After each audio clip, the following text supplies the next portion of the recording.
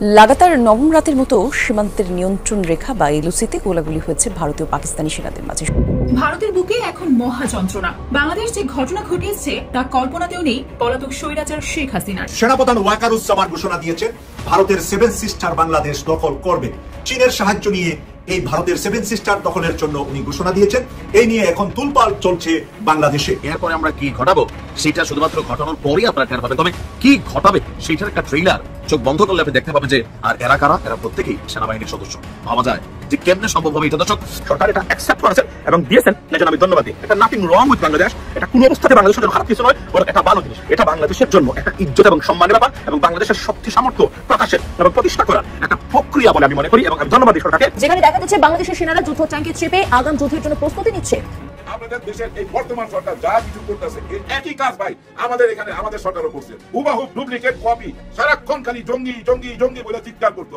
দেখেন আপনাদের 140 কোটির মানুষ, এর মধ্যে 100 কোটি আপনারা হিন্দু, তাও আপনারা বলেন হিন্দু খাতরা মে, হিন্দু খাতরা মে। যুদ্ধের ময়দানে পাকিস্তানের সেনাপ্রধান জেনারেল অসীম মুনির কমান্ডিং অফিসারদের ইশারায় শত্রুপক্ষকে ঘায়েল করতে ছুটে চলছে পাকিস্তানের সাঁজোয়া যান। আকাশপথে ভারতকে মোকাবিলায় নিজেদের প্রস্তুতির বিষয়টিরও জানান দিল পাকিস্তানের বিমান বাহিনী। ভারতের বিরুদ্ধে লড়তে সেনাবাহিনীর ইউনিফর্মে ট্যাঙ্কের উপর দাঁড়িয়েই জেনারেল মুনির সামরিক বাহিনীর সদস্যদের দিচ্ছেন বিভিন্ন দিক নির্দেশনা। তার জ্বালাময়ী বক্তব্য শুনেই উপস্থিত সেনা সদস্যরা জিন্দাবাদ জিন্দাবাদ প্রতিধ্বনিতে প্রকম্পিত করে তোলেন যুদ্ধের ময়দান। নিজের বাহিনীকে যুদ্ধে ঝাঁপিয়ে পড়তেই যেন জেনারেল মুনিরের সর্বোচ্চ চেষ্টা।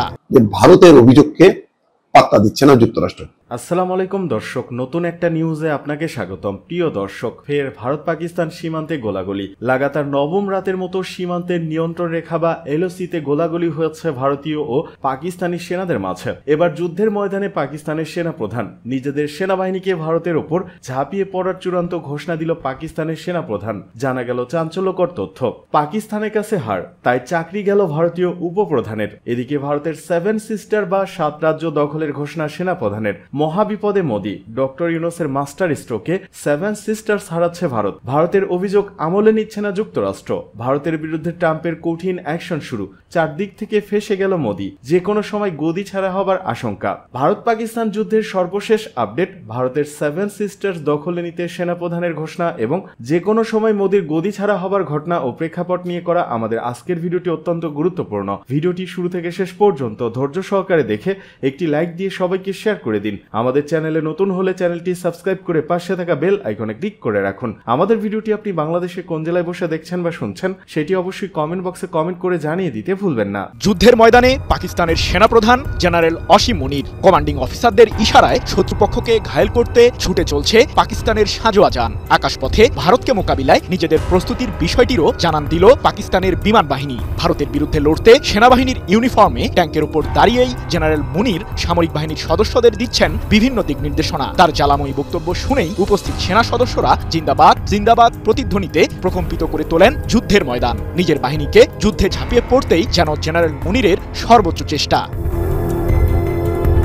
সিন্ধু নদীতে হয় পানি প্রবাহিত হবে নয়তো ভারতীয়দের রক্ত, দিল্লির প্রতি ইঙ্গিত করে পাকিস্তান পিপলস পার্টির চেয়ারম্যান বিলাওয়াল ভুট্টো জারদারি এমন হুঁশিয়ারি দিয়েছেন, যার ফলে ভয় কাঁপছে প্রধানমন্ত্রী নরেন্দ্র মোদীর নেতৃত্বাধীন ভারত সরকার। সম্প্রতি পাকিস্তানের সিন্ধু প্রদেশের মিরপুর খাস শহরে এক জনসভায় বিলাওয়াল ভুট্টো বলেন, আমরা যুদ্ধে বিশ্বাস করি না। সিন্ধু নদীর পানি রক্ষার্থে আমাদের এখন নরেন্দ্র মোদীর মুখোমুখি হতে হবে। আমাদের সেনাবাহিনী ভালো করেই জানে কিভাবে ভারতীয় উস্কানির কড়া জবাব দিতে হয়। 2 মে এক প্রতিবেদনে বিষয়টি নিশ্চিত করেছে পাকিস্তানের সংবাদ মাধ্যম সামা টিভি। এদিকে কাশ্মীরের পেহেলগাম ইস্যুতে থমথমে পরিস্থিতি বিরাজ করছে ভারত ও পাকিস্তানের সেনাবাহিনীর মাঝে। দেশ দুটির সীমান্ত রেখা লাইন অফ কন্ট্রোলের অন্তত 5টি জায়গায় টানা 8ম দিনের মতো সংঘর্ষে জড়িয়েছে ভারত ও পাকিস্তানের সেনারা, এমন দাবি ভারতীয় সংবাদ মাধ্যম এনডিটিভির। প্রতিবেশী 2 দেশের এমন ঘোলাটে পরিস্থিতির মাঝেই সামরিক মহড়ার আয়োজন করেছে পাকিস্তানের সেনাবাহিনী। পাঞ্জাব প্রদেশের ঝিলামে এই মহড়ার আয়োজন করে দেশটি। এ সময় পরিদর্শনে যান পাকিস্তানের সেনাপ্রধান জেনারেল অসীম মুনির। এক পর্যায়ে নিজ বাহিনীর সদস্যদের উদ্দেশ্যে ভাষণ দেন তিনি। ট্যাঙ্কের ওপর দাঁড়িয়ে জেনারেল মুনির বলেন, আমাদের মাঝে কোনো অস্পষ্টতা নেই যে ভারতের যে কোনো সামরিক আগ্রাসনের বিরুদ্ধে দ্রুততার সহিত করা জবাব দেব আমরা। যদিও পাকিস্তান আঞ্চলিক শান্তির প্রতি প্রতিশ্রুতিবদ্ধ, তবুও জাতীয় স্বার্থ রক্ষার জন্য আমরা প্রস্তুত আছি। এ সময় পাকিস্তানের সামরিক বাহিনীর ট্যাঙ্ক ও কামান সহ বিভিন্ন সাঁজোয়া যানের মহড়া উপভোগ করেন জেনারেল মুনির। এক প্রতিবেদনে বিষয়টি নিশ্চিত করেছে পাকিস্তানের সংবাদ মাধ্যম দ্য ডন। এর আগে পাকিস্তানের পররাষ্ট্রমন্ত্রী ইসহাক দার ভারতকে সতর্ক করে বলেন, আমরা আগে থেকে যুদ্ধ শুরু করব না, কিন্তু ভারত যদি সংঘর্ষে জড়ায় তবে তাদের কঠোর জবাব দেওয়া হবে। বিশ্ব নেতারা সংযম প্রদর্শনের আহ্বান জানিয়েছেন। সরকার এবং জাতির পক্ষ থেকে আমি স্পষ্ট করেছি, পাকিস্তান প্রথমে কোনো ধরনের উত্তেজনা বৃদ্ধি করবে না, কিন্তু যদি ভারতীয় পক্ষ থেকে এমন কিছু হয় তাহলে আমরাও অত্যন্ত শক্তির সাথে জবাব দেব। পাকিস্তানের ধাওয়া খেয়ে লেজ গুটিয়ে পালিয়ে গেল ভারতের রাফায়েল বিমান। বোঝা গেল যত গর্জে তত বর্ষে না। আর এও বোঝা গেল ভারত শুধু সিনেমার রঙিন পর্দায় যেতে, বাস্তবে পাকিস্তানের JF-17 যুদ্ধ বিমানের ধাওয়া খেয়ে পালিয়ে যায়। আর তার জন্য চাকরি চলে যায় ভারতীয় বিমান বাহিনীর উপপ্রধানের। বাংলাদেশের পতিত স্বৈরাচার শেখ হাসিনা দম্ভ ভরে বলেছিল শেখ হাসিনা পালায় না, কিন্তু পরিণতিতে লেজ গুটাতে হয়েছে। ভারতের মোদীকে বিশ্ব নেতৃবৃন্দ আহ্বান করেছিল পাকিস্তানের সাথে যুদ্ধে না জড়াতে। ভারত আগ বাড়িয়ে হুমকি ধামকি দিয়ে যুদ্ধে জড়িয়েছে, আর এখন যুদ্ধ শুরু করার আগে পাকিস্তানের ধাওয়া খেয়ে জান নিয়ে পালাচ্ছে। সংবাদ মাধ্যম দ্য এক্সপ্রেস ট্রিবিউন সূত্রে জানা যায়, ভারতীয় বিমানগুলো অবৈধভাবে অধিকৃত জম্মু ও কাশ্মীরের আকাশসীমার মধ্যে টহল দিচ্ছিল। সে সময় পাকিস্তান বিমান বাহিনী ভারতের বিমানগুলোর উপস্থিতি টের পায় এবং দ্রুত প্রতিক্রিয়া জানায়। তখন সেগুলো পিছু হটতে বাধ্য হয়। 22 এপ্রিল কাশ্মীরের পেহেলগামে হওয়া ভয়াবহ সন্ত্রাসী হামলাকে কেন্দ্র করে ঘটনার সূত্রপাত। ওই হামলায় 26 জন নিরীহ মানুষ প্রাণ হারান, যাদের অধিকাংশই পর্যটক ছিলেন। 2000 সালের পর এটি কাশ্মীর অঞ্চলে অন্যতম রক্তক্ষয়ী হামলা। ঘটনাটি ঘিরে ভারত পাকিস্তানের সম্পর্ক আরও উত্তপ্ত হয়ে উঠেছে। হামলার পর 23 এপ্রিল ভারত একতরফাভাবে ইন্ডাস ওয়াটার ট্রিটি স্থগিত ঘোষণা করে, যা বিশ্বব্যাংকের মধ্যস্থতায় 1960 সালে স্বাক্ষরিত একটি ঐতিহাসিক পানি বন্টন চুক্তি। এর পরদিন পাকিস্তান 1972 সালের সিমলা চুক্তি স্থগিত রাখার এবং ভারতীয় বিমানের জন্য তার আকাশসীমা বন্ধ করার হুমকি দিয়ে প্রতিশোধ নেয়। এদিকে ভারত বলেছে, পেহেলগামের হামলার সঙ্গে সীমান্ত পার হয়ে আসা সন্ত্রাসীদের যোগসূত্র থাকতে পারে, যদিও এখন পর্যন্ত কোনো ধরনের নির্ভরযোগ্য প্রমাণ উপস্থাপন করা হয়নি। পাকিস্তান এই অভিযোগ সরাসরি প্রত্যাখ্যান করে বলেছে, তারা এ ঘটনায় কোনোভাবেই জড়িত নয়।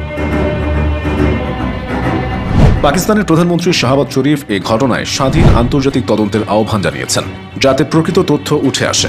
অন্যদিকে পাকিস্তানের তথ্যমন্ত্রী আত্মা তারার সাংবাদিকদের জানান, পাকিস্তানের কাছে বিশ্বাসযোগ্য গোয়েন্দা তথ্য রয়েছে যে ভারত আগামী 24 থেকে 36 ঘন্টার মধ্যে একটি সামরিক অভিযান চালাতে পারে এবং পাহেলগামের হামলাকে সেই আক্রমণের অজুহাত হিসেবে ব্যবহার করতে পারে।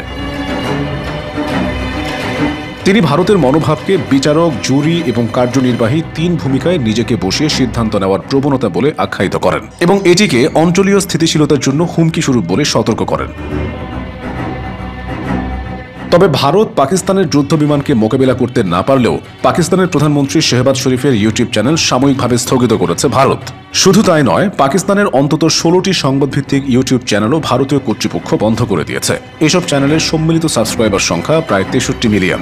ব্লক করা চ্যানেলগুলোর মধ্যে রয়েছে ARY নিউজ, ডন নিউজ, সামা টিভি, বোল নিউজ, রফতার, জিও নিউজ এবং শুনো নিউজ।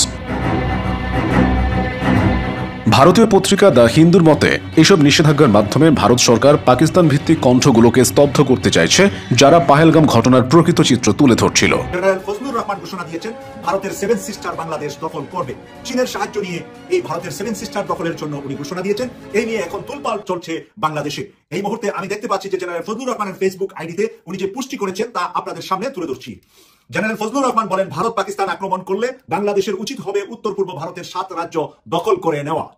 এ ব্যাপারে চীনের সাথে যৌথ সামরিক ব্যবস্থা নিয়ে আলোচনা শুরু করা প্রয়োজন বলে মনে করছি আমি। জেনারেল ফজলুর রহমানের এই বক্তব্য এই মুহূর্তে সরকার এবং বিরোধী দল সহ বাংলাদেশের সকল রাজনৈতিক অঙ্গনে সিকিউরিটি ফোর্স, সেনাবাহিনী, নৌবাহিনী, বিমান বাহিনী সর্বত্র আলোচনা চলছে। আমরা এখন জেনারেল ফজলুর রহমানের পরিচিতিটা আপনাদের সামনে তুলে ধরবো যে জেনারেল ফজলুর রহমান আসলে কে, ইতিহাসে তার নাম কিভাবে আছে বাংলাদেশের ইতিহাসে উনি কোন ব্যক্তি, কোন পুরুষ যে এত বড় সাহস ভারতের 7 সিস্টার বাংলাদেশ দখল করবে, সেই ঘোষণা উনি দিয়েছেন। আমি প্রিয় দর্শক, উনার প্রিভিয়াস লাইফ থেকে তুলে ধরছি। 2000 সালে বিডিআরের নেতৃত্বে মায়ানমারের 600 সৈন্য নিহত হয়েছিলেন এই জেনারেল ফজলুর রহমানের হাতে। তিনি ছিলেন তখন বাংলাদেশের বর্ডার প্রতিরক্ষা, যেটা বিডিআর নামে ছিলেন, সেই বিডিআরের সাথে যুদ্ধ হয়েছিল মায়ানমারের। আর সেই যুদ্ধে মায়ানমারের 600 সৈন্য নিহত হয় জেনারেল ফজলুর রহমানের হাতে, তার সৈন্যবাহিনীর হাতে। আর বাংলাদেশের একজন বিডিআরও সেখানে নিহত হন নাই। এই হলেন সেই জেনারেল ফজলুর রহমান। 2001 সালে সিলেটের পাদুয়া উদ্ধার করেন, যেটা 1971 সাল থেকে ভারতীয়রা ওই জায়গাটা দখল করে রেখেছিলেন। সেই জায়গা উনি 2001 সালে ভারতীয় বাহিনীকে উদ্ধার করে, ভারতীয় বাহিনীর কাছ থেকে উদ্ধার করে বাংলাদেশ পাদুয়াটি আবার দখল আনতে পারেন ওনার নেতৃত্বে। প্রিয় দর্শক, তারপরে দেখি আবার 2001 সালের 18 এপ্রিল কুড়িগ্রাম জেলার রৌমারী উপজেলার বড়ইবাড়ি বিডিআর ক্যাম্প দখলের বিরুদ্ধে যুদ্ধ করেছিলেন তিনি। বড়ইবাড়ি বিডিআর ক্যাম্পটি ভারতের বিএসএফরা দখল করে নিয়েছিলেন। সেই দখলের বিরুদ্ধে উনি যুদ্ধ করে ভারতীয়দেরকে পরাজিত করে সেখানে দখলটি ফেরত আনে বাংলাদেশ, এই জেনারেল ফজলুর রহমানের নেতৃত্বে। এরপরে আসেন তার জীবনে কি হলো এরপরে।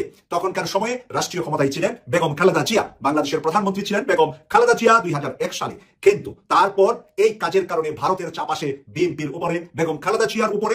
সেই চাপ বিএনপি সইতে না পেরে জেনারেল ফজলুর রহমানকে বিডিআর এর মহাপরিচালক থেকে পদত্যাগ করতে বাধ্য করেন। প্রিয় দর্শক, এই হলো আমাদের দেশপ্রেমী হারিয়ে যাওয়া সেই জেনারেল ফজলুর রহমান। আপনারা জানেন এখন বর্তমানে ওনার উপরে দায়িত্ব হলো বাংলাদেশে বিডিআর হত্যাকাণ্ডের 57 জন সেনা অফিসার সহ 74 জনকে যে হত্যা করা হয়েছে সেই তদন্ত কমিটির চেয়ারম্যান করেছেন আমাদের ডক্টর মোহাম্মদ ইউনূস স্যার। তাহলে ডক্টর মোহাম্মদ ইউনূস স্যার মানুষ চিনতে পারেন কাকে দিয়ে কোন কাজ হবে, সেই কারণে উনাকে করা হয়েছে সেই বিডিআর এ, যেখানে ভারত জড়িত বলে ইতিমধ্যে উনি নিউজ দিয়েছেন এবং বাংলাদেশের মানুষের কাছে উনি একটি আশার আলো জাগাতে পারছেন যে বিডিআর এর হত্যাকাণ্ডের ফলাফলটি হয়তো বা আমরা ইতিমধ্যে পাবো।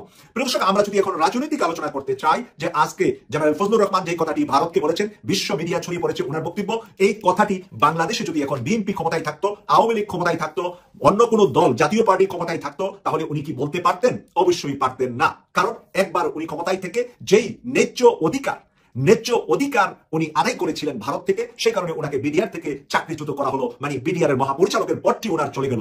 আজকে ডক্টর মোহাম্মদ ইউনূস সরকার থাকার কারণেই এত বড় সাহসিকতাটা উনি বলতে পারছে। ইউনূস স্যার হলেন রাষ্ট্রের সর্বোচ্চ শিরতাজ। এই টুপিটা যেরকম আমার পোশাকের মধ্যে সবার উপরে আছে, মাথার উপরে আছে, ডক্টর মোহাম্মদ ইউনূস স্যার হলেন রাষ্ট্রের মাথা, সবার উপরে, সবার তাজ। এখন ডক্টর মোহাম্মদ ইউনূস স্যার নিজে কিন্তু 7 সিস্টার নিয়ে কথা বলেছেন রাষ্ট্রের দায়িত্ব নেওয়ার আগেই। আর সেই কথাটারই কপি হয়েছে কিনা আজকে জেনারেল ফজলুর রহমানের মুখ দিয়ে এই কথাটা বিবেচনা করার দায়িত্ব আপনাদের। তাহলে কি আমরা আভ্যন্তরীণভাবে চাইনার সাথে যুক্ত হয়ে আমরা 7 সিস্টার আলাদা করতে যাচ্ছি কিনা, এবং 7 সিস্টার আলাদা করে বাংলাদেশ দখলে নেওয়ার কথা উনি বলছেন। বাংলাদেশ দখলে নেওয়ার বিষয়টা খুবই জটিল বলে আমি মনে করি, কিন্তু তারপরেও জেনারেল ফজলুর রহমান যেহেতু বলেছেন এখানে ডাল মে কুচ কালা হে, এখানে বাংলাদেশ এবং এখানে ডক্টর মোহাম্মদ ইউনূসের কোন একটি পরিকল্পনা নিশ্চয়ই রয়েছে।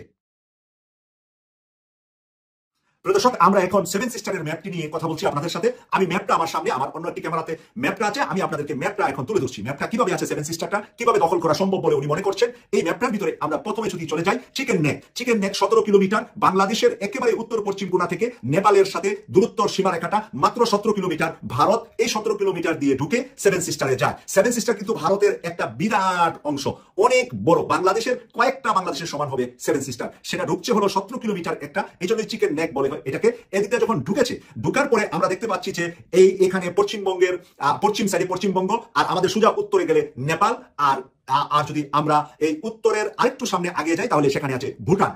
এখানে 3টা দেশের কাছাকাছি অবস্থান, কিন্তু নেপাল আর বাংলাদেশ যদি অফ করে দেয় তাহলে আর ভারতীয়দের কোনো যানবাহন চলাচল 7 সিস্টারে যাওয়া সম্ভব না। আর অন্য কোনো রাস্তা নাই আকাশপথ ছাড়া। আকাশপথ যদি বাংলাদেশ না দেয় তখন আবার তারা আটকিয়ে যাবে। তো সেই কারণে এখানে একটা ছোট্ট জায়গা নিয়ে তারা এখানে 7 সিস্টারে ঢুকছে। তো 7 সিস্টারের 7টা রাজ্যকে 7 সিস্টার বলা হয়। তো 7টা রাজ্যের কে কার সাথে বর্ডার আছে। আমরা দেখছি যে সবচেয়ে বড় প্রদেশটি হলো অরুণাচল প্রদেশ। অরুণাচল প্রদেশটা পুরাটাই আছে আপনার চায়নার সাথে। চায়না বর্ডার হলো অরুণাচল। আমরা ইতিমধ্যে জেনেছি যে চায়না অনেকটুকু জায়গা অরুণাচলের দখল করে নিয়েছে। চায়না দখলে আছে, চায়নার হাতের মধ্যে আছে অরুণাচলের অনেক জায়গা। এরপরে যদি আমরা দেখি যে এখানে মায়ানমারের সাথে আছে নাগাল্যান্ড এবং মণিপুর। নাগাল্যান্ড এবং মণিপুরটা আছে মায়ানমারের সাথে বর্ডার। এখন মায়ানমারের সাথে কিন্তু আমাদের একটা সম্পর্ক তৈরি হচ্ছে। মায়ানমারের বিষয় নিয়ে আমাদের লম্বা আলোচনা, এখন এই বিষয়টা আমি আনছি না। এখানে যদি আমরা নিচে দেখি তাহলে বাংলাদেশের পাশে কে কে আছে। এখানে আছে মিজোরাম আছে বাংলাদেশের পাশে, এক পাশে বাংলাদেশ, আরেক পাশে মিজোরামটা অনেকটাই মায়ানমারের সাথে। আর মিজোরামের বিপরীতে আছে ত্রিপুরা, যেটা ভারতের ত্রিপুরা রাজ্য, সেটা পুরাটা বাংলাদেশের সাথে। এরপরে আছে মেঘালয়টা পুরাটা বাংলাদেশের সাথে। এরপরে আছে আসাম, মাঝখানে আসামটা বেশিরভাগ হলো ভুটানের সাথে, আরেকটা অংশ আমাদের বাংলাদেশের সাথে। তো সেই কারণে এখানে ভুটান, এখানে চায়না, এখানে মায়ানমার, এখানে বাংলাদেশ, সবাই কিন্তু ভারতের দুশ্মন, একজনও ভারতের বন্ধু নাই। তাই এই 7 সিস্টারকে দখল করে নিলে, বাংলাদেশ দখল করে নিলে যে বাংলাদেশের বিরুদ্ধে কেউ আসবে তা নয়, বরঞ্চ চায়না এখানে বাংলাদেশকে সর্বোচ্চ সহযোগিতা করবে। এতে করে বাংলাদেশের ভূখণ্ড অনেক বড়, মানে বাংলাদেশের নিজস্ব ভূখণ্ডের চাইতে আরো, আমি ম্যাপে যে আমার চোখের আইডিয়া থেকে বলছি, আমি এক্স্যাক্টলি মাপটা আমি বলছি না, তবে বাংলাদেশের দ্বিগুণ জায়গা সেভেন সিস্টারে, বাংলাদেশের দ্বিগুণ জায়গা। এখন দ্বিগুণ জায়গাকে যদি মায়ানমারকে কিছু অংশ দেওয়া হয় আর চায়নাকে কিছু অংশ দেওয়া হয় আর বাকিটা বাংলাদেশ নেয়, ভুটান এখানে তেমন কোনো দাবি করবে বলে আমি মনে করছি না। আর নেপাল হয়তো বা চিকেন নেক থেকে কিছু অংশ নেপাল হয়তো বা নিতে পারবে।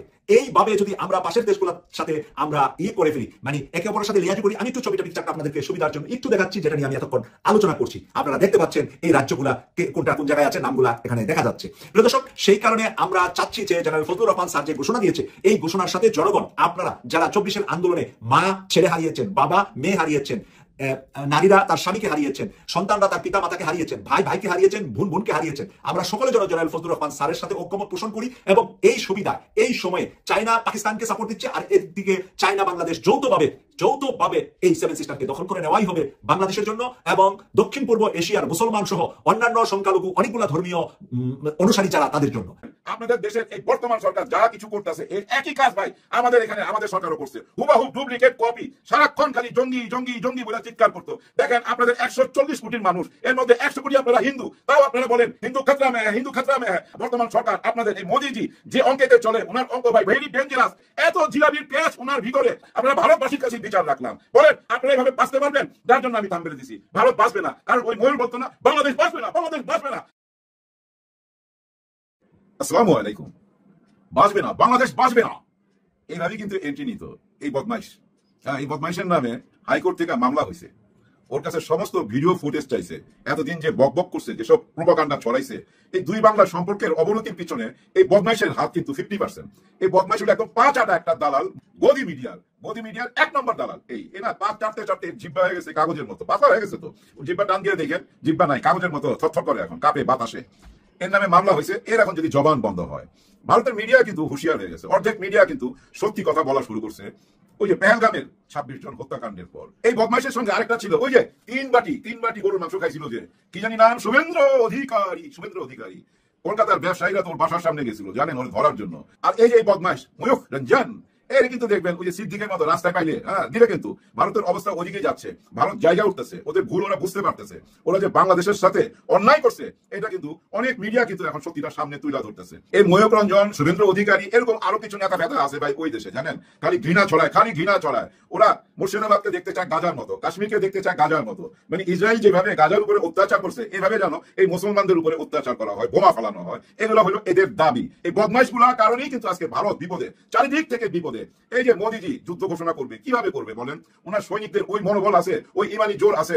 এর মধ্যে দেখেন গ্রামে, ওনাদেরই গ্রামে একটা ছেলে, ওই যে আমরা রাস্তাঘাটে দেখি না বেলুনের মতো উড়োজাহাজ, ওইটা কিনা আকাশে উড়াইতেছিল ধান খেতের থেকে, ওইটার মধ্যেই দৌড়ে চলে আসে ইন্ডিয়ান আর্মি। এটা কি ভয়ে অস্থির ভাই। ওই ছেলের কাছে এটা দেখতেছে, এটা কি, ওটা ভিতরে পরীক্ষা করতেছে কোনো বোম টোম আছে কিনা। এই সেই বেলুনটা। ও এরা তো আসলে আর্মি না, এরা হলো পুলিশ। দেখেন কি ভয়টা পাইছে, ভয় অস্থির ভাই। ওই ছেলের কাছে এটা দেখতেছে, এটা কি, ওটা ভিতরে পরীক্ষা করতেছে কোনো বোম টোম আছে কিনা। দেখেন একটা বেলুন দেখে এই অবস্থা, অরিজিনালটা আসলে কি হবে চিন্তা করছেন? এর মধ্যে কাশ্মীরের বর্ডার থেকে না মাঝে মাঝে গুলি করে ইন্ডিয়ান আর্মি। ওনারা কি করছেন, পাকিস্তানি আর্মি ভাই বড় একটা মারছে, বড় একটা মাইরা না ওদের ঘাটি চুরমার কইরা দিছে, একটা দিক চুরমার কইরা দিছে। ওই একটা মাইরাই বুঝাই দিছে ভাই, ডাঙ্গুলি খেলতে আসিস না, যুদ্ধ করতে চাইলে যুদ্ধ করতে আয়। পাকিস্তান তো রেডি, ভারত কি রেডি? ভারত কিভাবে রেডি হবে বলেন? তার বন্ধু কই? তার একটাই বন্ধু ছিল আমেরিকা, যাকে নিয়ে আসে জঙ্গি আন্দোলনের নাম ছিল, মানে জঙ্গি নিধন করবে। যেভাবে আমেরিকা ইসরায়েলকে সাপোর্ট দিতেছে, গাজাতে জঙ্গি আছে, ওই হামাসকে ধ্বংস করতে হবে। একই কাজ কিন্তু কাশ্মীরে করতে চাইছিল। কাশ্মীরে যে 26 জন হত্যা হয়েছে, এরপরে সঙ্গে কোনো তদন্ত না করে বলছে এরা জঙ্গি। ওই যে আমেরিকা জঙ্গি বলে, ওই জন্য উনি জঙ্গি ভাবছিল যে আমেরিকা ওনাকে দৌড়ে এসে সাপোর্ট করবে। আসো আমরা দুই বন্ধু মিলা, ট্রাম্প আর আমি, মোদিজি মনে করছিল আমেরিকা 2 হাত বাড়ায় দিবে। আরে বন্ধু আসো, দুই বন্ধু মিলা জঙ্গি নিধনে নাই না যায়, জঙ্গি ধ্বংস করে দেবো, এইটাই মনে করছিল যে ভারতের পক্ষ হইয়া পাকিস্তানে আক্রমণ করবে। কিন্তু না, ডোনাল্ড ট্রাম্প কিন্তু আগের অবস্থা নাই, ওনার মনের ভাব চেঞ্জ হয়েছে। উনি কিন্তু এখন যুদ্ধ খেলার মধ্যে নাই। মোদিজি ডোনাল্ড ট্রাম্পে বন্ধু বইলা অজ্ঞান, আমার বন্ধু। কিন্তু বন্ধু কি বললো? বন্ধুর ঘরে যখন 26 জন মারা গেল, চিন্তা করেন, বন্ধুর বাড়িতে 26 জন মারা গেছে, আর ওই বন্ধু বলতেছে যারা মারছে তাদের সঙ্গে বৈশা একটা মিল মিস করে নাও। মানে টাইম নাই, গলার টাইম নাই, পাশে দাঁড়াবার টাইম নাই। এদিকে ভারতের মন্দিরে পদপিষ্ট হয়ে 6 জনের মৃত্যু। ভারতের গোয়ায় একটি মন্দিরে পদপিষ্ট হয়ে 6 জনের মৃত্যু হয়েছে। শুক্রবার আহত হয়েছেন আরও 18 জন ভক্ত। আজ শনিবার ভোরে শ্রীগাঁওয়ের লাওড়াই মন্দিরে বার্ষিক শোভাযাত্রায় এই ঘটনা ঘটে।